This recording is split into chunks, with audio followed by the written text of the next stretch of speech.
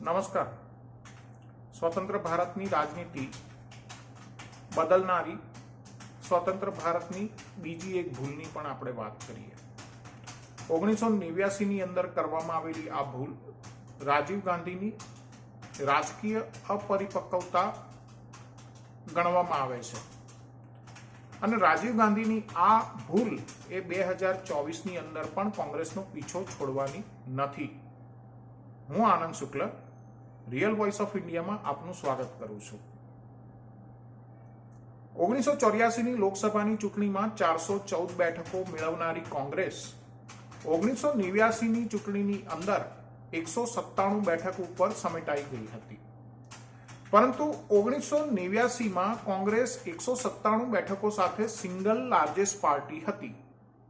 બીજા ક્રમે આવનારી જે પાર્ટી હતી એ જનતા દળ હતી અને જનતા દળ 143 બેઠકો જીતી શકી હતી. હા, એનું ગઠબંધન હતું ઘણા પક્ષો સાથે, પણ જનતા દળ બીજી મોટી પાર્ટી તરીકે માત્ર 143 બેઠકો જ મેળવી શકી હતી. જનતા દળ અને તેના ગઠબંધનના સૌથી મોટા નેતા તરીકે વીપી સિંહ વડાપ્રધાન પદના પ્રબળ દાવેદાર હતા.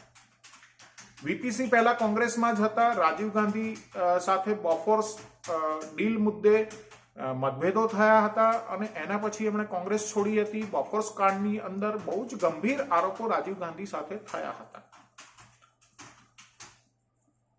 આમ છતાં વીપીસીના વડાપ્રધાન બનવાની શક્યતાઓ છતાં રાજીવ ગાંધીએ કોંગ્રેસની સિંગલ લાર્જેસ્ટ પાર્ટી તરીકે લોકસભામાં ઉપસ્થિતિ હોવા છતાં સરકાર બનાવવાનો દાવો કર્યો નહીં અને બેહદ આસાનીથી જે વૈચારિક દુશ્મના ગણાતા જે પક્ષો હતા એ પક્ષો માટે સરકાર બનાવવાનો રસ્તો એમણે ચાતરી દીધો.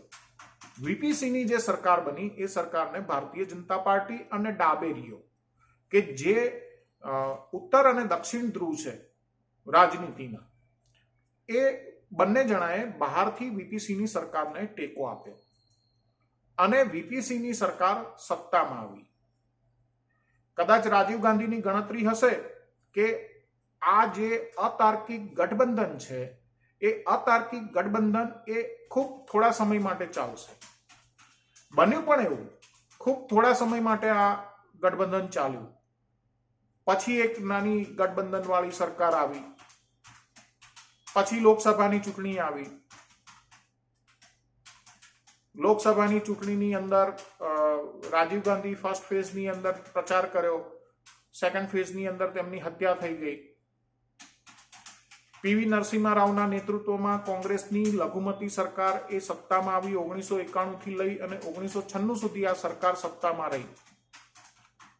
એ વખતે ઘણી મોટી ઐતિહાસિક ઘટનાઓ પણ ભારતની અંદર બની. 6 ડિસેમ્બર 1992 અયોધ્યામાં બાબરી ધ્વંસની ઘટના.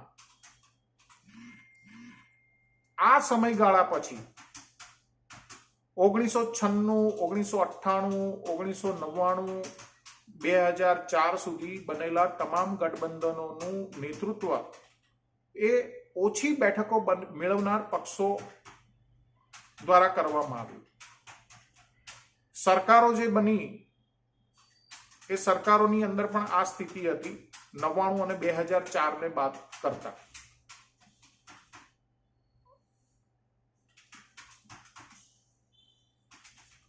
ભારતીય જનતા પાર્ટીને રાજકીય અસ્પૃશ્ય તરીકેનો ટેગ હટાવવામાં પણ સફળતા મળી.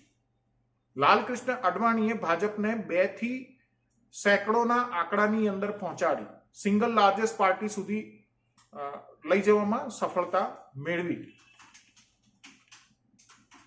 2009 સુધી આ સ્થિતિ રહી. 2009માં મામૂલી સુધારો થયો અને કોંગ્રેસને 2009ની અંદર 206 બેઠકો પ્રાપ્ત થઈ.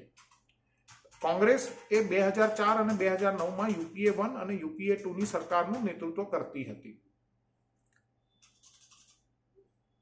યુપીએ 1 વખતે 2004ની અંદર ભાજપ અને કોંગ્રેસ વચ્ચે માત્ર 7 બેઠકોનો અંતર હતું. 2009ની અંદર આ અંતર વધી ગયું.